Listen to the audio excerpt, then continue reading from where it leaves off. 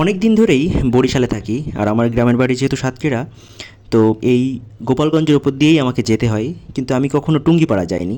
তো এবার সিদ্ধান্ত নিয়েছি, এবার আমি ভেঙে ভেঙে বাড়ি যাব, অর্থাৎ কাটা লাইনে যেটা বলে, এবং গোপালগঞ্জের টুঙ্গিপাড়া হয়ে তারপরে বাড়ি যাব। তো যে কথা সেই কাজ, খুব সকালেই বেরিয়ে পড়লাম। তো যারা বরিশাল থেকে যাবেন তারা অবশ্যই মনে রাখবেন আপনাদের আসতে হবে গৌর নদী। তো আমি প্রথমেই গৌর নদী গেলাম, এবং এখানে গিয়ে যাওয়ার পরে দিকে এখান থেকে অ্যাভেলেবেল আপনি সব কিছুই পাবেন। তো এখানে মহেন্দ্র যে নাম বলা হয়, অর্থাৎ সিএনজির নাম, সেখানে সিরিয়াল করা থাকে। আপনি ওইখান থেকে 50 টাকা ভাড়ার বিনিময়ে আপনি যেতে হবে আপনাকে পয়সারহাট। তো আমি যে কথা পয়সারহাটেই চলে আসলাম, বেশিক্ষণ লাগলো না। পয়সারহাটে আসার পরে দেখলাম যে এখানে একটা কাউন্টার আছে, অর্থাৎ কাউন্টার ঠিক না, এখানে একটা বাস স্টপ যেটা বলে। এই বাসগুলো সবই আপনার গোপালগঞ্জ যায়, এবং এই যাওয়ার পথেই আমার মেইন টার্গেট এখন হচ্ছে মাঝবাড়ি বাস স্ট্যান্ড, যেটা হচ্ছে গোপালগঞ্জে যাওয়ার পথেই পড়ে। তো আমি প্রথম বাসে ওঠার পরেই দেখি বাস খুব স্লো চলছে, এবং আমার মনে হচ্ছে যে অনেকক্ষণ লেগে যাবে, কিন্তু আসলে না, কিছুক্ষণ পরে বাস আসলে খুব লোকাল বাস হিসাবে ভালোই চলছিল, এবং আমাকে মাঝবাড়ি বাস স্ট্যান্ডে নামিয়ে দেওয়া হলো। 35 টাকা ভাড়া নিয়েছিল, এবং এখান থেকে আবার আপনাকে সিএনজি বা ওই যে মহেন্দ্রতে করে এখান থেকেও আপনাকে 50 টাকার বা 40 টাকা এরকম ভাড়া দিয়ে যেতে হবে টুঙ্গিপাড়া, এবং ওই টুঙ্গিপাড়ায় নেমে ওখান থেকে আবার 10 টাকার ভ্যানে একদম নির্দিষ্ট গন্তব্য। তো আমি নেমেই এখন যাচ্ছি। কি সুন্দর পরিবেশ, সবুজ, এবং রাস্তাগুলো খুবই সুন্দর।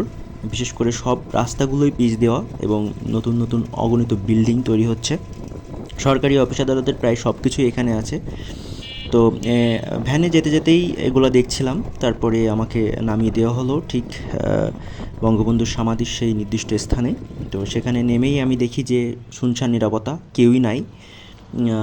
তো আমি আসলে ভিতরে প্রবেশ করব, সম্ভবত আমি আসলে প্রথম দিকের কেউ, তেমন কেউই দেখছিলাম না ভিতরে। তো আমি ভিতরে ঢোকার পরে ভিতরে ঢুকে দেখি যে একদম ঠান্ডা। সবেমাত্র সবাই যারা কর্মচারী তারা এসেছে, পরিষ্কার করছে, এবং অল্প কয়েকজন দর্শনার্থী এখানে এসেছে, তারা দেখছে ঘুরে। আমি প্রথম বঙ্গবন্ধুর মাজারের চারিপাশটা আসলে একটু ঘুরে দেখার চেষ্টা করলাম, যেহেতু একা একা, এবং আমার গন্তব্যও বাড়ি, তো যেতে হবে খুব দ্রুতই। আমি আসলে কভার করার পরে আমি বাইরের দৃশ্যগুলো নিচ্ছিলাম। আশেপাশে গেস্ট রুম আছে, কিছু সুন্দর সুন্দর ভবন আছে, যেখানে হয়তো যারা বঙ্গবন্ধুর প্রিয়জন তারা আসলে সেখানে থাকে। তারপর আমি ভিতরে গেলাম। ভিতরে অবশ্য ফোন, মোবাইল এগুলো নেওয়া নিষেধ ছিল। তারপরে আমি যাওয়ার পরে ভিতর থেকে একজন আমাকে নিষেধ করছিল, এবং আমি সেটা বন্ধ করলাম। তারপরে আমি বেরিয়ে আসলাম। বেরিয়ে আসার পরে ঠিক বাইরের দিকে আছে বঙ্গবন্ধুর স্মৃতিবিজড়িত কিছু জিনিসপত্র, ছবি নিয়ে একটা সংগ্রহশালা, মিউজিয়াম বলতে পারেন, আবার লাইব্রেরি আছে সাথে। তো আমি সেখানে গেলাম। আমি আসলে প্রথমে খেয়াল করিনি যে এখানে এই জিনিসটা আছে। তো আসার পথে এটা দোতলা বা নিচের তলা কভার করলাম, এবং অগণিত ছবি এখানে সংরক্ষণ করা আছে। সবগুলো আমি খুব ঠান্ডা মাথায় দেখতে পারিনি, তবে আমি যতটুকু সম্ভব চেষ্টা করছি এইখান থেকে যতটুকু ভিডিও করা যায় বা পরে দেখার জন্য, যেহেতু আমার সময় খুব কম। তো অনেক স্মৃতি, বিশেষ করে ছবির সংগ্রহশালা বলতে পারেন। লাইব্রেরিটা বন্ধ ছিল। তো এগুলো আমি এখানে দেখলাম, খুবই সুন্দর। এখানে একটা বসার স্থান আছে, সম্ভবত এখানে কেউ বক্তৃতা দিতে পারবে। তারপরে ওখান থেকে বেরিয়ে এসে আমি গেলাম পাটগাতি বাস স্ট্যান্ড। সেখান থেকে আবার সিএনজিতে করে গেলাম ঘোনাপাড়া বাস স্ট্যান্ড, এবং সেখান থেকে আমার গন্তব্য খুলনা। এখানে বাস পাবেন, খুলনা ঢাকার সব বাসই এখানে পাবেন।